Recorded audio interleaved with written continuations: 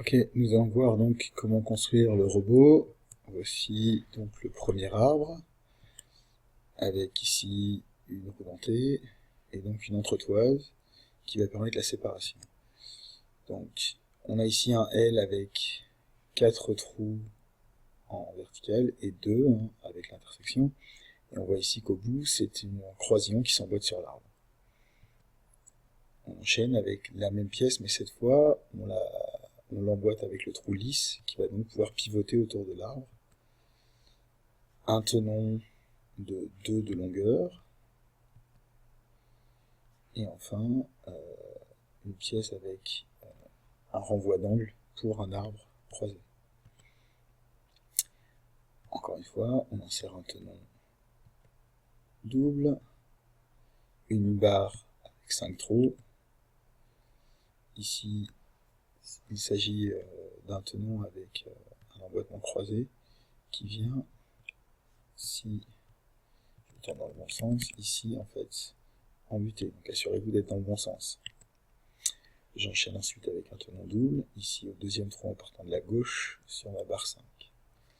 La même pièce que nous avons déjà mis une fois, avec ici l'arbre croisé et les deux trous emboîtés sur le tenon de 2 qu'on vient juste de mettre. Je continue avec mon tenon double, un croisillon d'un côté, lisse de l'autre, bleu ou beige dans nos boîtes. Une petite boire de 3 pour assurer la liaison. Et je démarre un nouveau montage où cette fois je vais avoir besoin d'un arbre court avec un moteur. Donc le moteur s'emboîte, alors attention encore une fois au sens, et on voit que l'arbre ne s'emboîte que par le dessous du moteur. Donc, un tenon triple cette fois, c'est-à-dire celui qui a deux espaces lisses d'un côté et un seul de l'autre. Alors ici sur l'image ils sont bleus, mais dans nos boîtes ils sont noirs. Un deuxième, une barre de 3 pour assurer l'assemblage, et je rajoute un troisième tenon. J'aurais très bien pu mettre le tenon avant, ça semble même plus logique d'ailleurs de le faire dans ce sens-là. On voit ici que le moteur vient s'emboîter sur le début de la pince que nous avons fabriqué. D'accord ? On voit ici, je peux tourner sur le dessous, le L s'est emboîté sur le moteur. D'accord ? J'enchaîne le montage, donc avec ici des tenons triples, 1, 2, 3, qui vont servir de fixation entre le support de la pince et le moteur. Attention encore une fois au sens de montage. Ici, je vais pivoter pour qu'on voit le dessous. On a mis le tenon simple à l'intérieur et les deux éléments lisses à l'extérieur de la pince. On vient emboîter entre le croisillon et ce tenon une petite barre de 3. On enchaîne avec ici un tenon double. Un L qui s'emboîte de manière fixe. Et enfin, pour finir, une deuxième roue dentée qui va faire engrenage ici avec la première. Cela servira de base au mouvement de la pince. Les tenons pour l'emboîtement. Et nous allons commencer la fabrication de la pince elle-même qui viendra se monter sur le moteur à la suite. Donc un tenon double, 2, et puis un tenon avec croisillon. On vient donc placer le premier élément de la pince au bout du montage. Assemblage avec une barre de 5. J'enchaîne ici avec un tenon double sur le moteur. Un deuxième arbre de 4 qui vient s'emboîter en vis-à-vis de l'autre pour servir de support sur le moteur.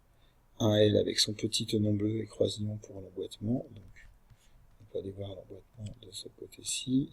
Voilà. Alors, le L s'est emboîté ici avec mes deux tenons bleus qui étaient déjà présents. Le petit croisillon donné dans le menu qui vient se placer ici, qui va servir de support, on va le voir très vite, au morceau de la pince. Le voilà, ici, morceau de la pince. Une entretoise ici, qui va permettre la séparation avec la nouvelle roue dentée. Ici, encore une fois, un support pour la deuxième partie de la pince. D'accord. On voit ici l'assemblage du support de la pince pour assurer la liaison entre les deux morceaux. Une nouvelle barre de 5, et puis le même montage que nous avons déjà fait en dessous, un L, avec le blocage ici avec les deux tenons, Et enfin, le dernier élément, coudé, et on a une jolie pince motorisée. D'accord? On a doublé les engrenages, ce qui fait qu'on a une commande par le bas, une commande par le haut, totalement symétrique. Alors, si je montre la pince de face, on voit que cette pince est symétrique. D'accord? Donc, la pince est maintenant terminée, on va pouvoir attaquer le châssis. Donc ici, encore une fois, les tenons triples, deux d'un côté, un de l'autre, qui s'emboîtent sur une barre de 1, 2, 3, 4, 5, 6, 7, 8, 10, 11, 12, 13 trous. Donc, une barre à 13 trous. Et je mets mes tenons au troisième et au cinquième. Attention, encore une fois, au sens de montage. Une barre de 5 qui vient s'emboîter dessus. Un L 3-5 pour l'emboîtement. Et de nouveau, deux tenons doubles. Un nouveau L 3-5 en vis-à-vis. Et deux tenons doubles. Donc on va regarder de ce côté-là pour voir comment c'est monté. Là. On voit ici le montage réalisé. On essaye de ne pas se tromper, on rajoute une barre de tresse, ce sera le centre de notre châssis. Deux tenons doubles, et j'emboîte un moteur. Alors comment est-ce que le moteur est emboîté? On va voir ici, une petite rotation dans l'autre sens, pardon. Et je vais redescendre, on voit ici mes deux tenons doubles que je viens d'emboîter qui vont me servir à m'assembler avec le châssis. La même chose de l'autre côté, le voilà.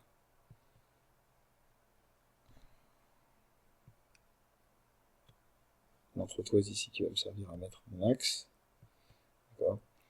Et l'arbre qui traverse le moteur. Ici, l'arbre traverse l'axe du moteur avec une entretoise ici qui sert de butée. Je continue avec mes tenons, une deuxième entretoise que je prépare, que je viens mettre en place pour emboîter le deuxième moteur. Encore une fois, le montage est parfaitement symétrique. Voilà. On voit bien d'ici, hein, c'est exactement la même chose des deux côtés. Je peux le mettre de dessus, on voit nos deux entretoises et nos deux axes. Alors, une pièce par 3 ici.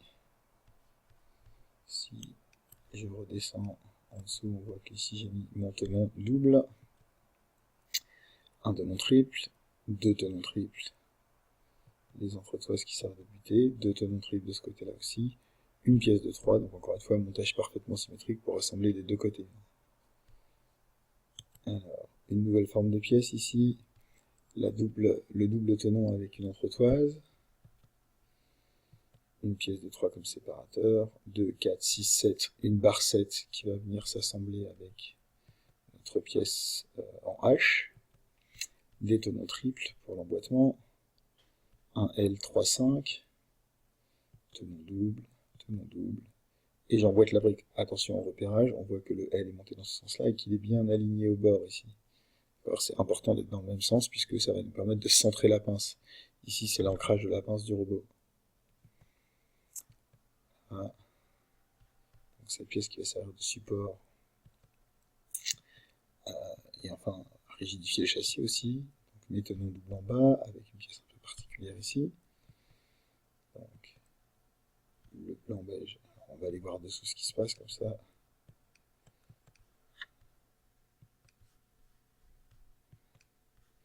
Donc, la pièce avec les deux yeux et le renvoi en croix.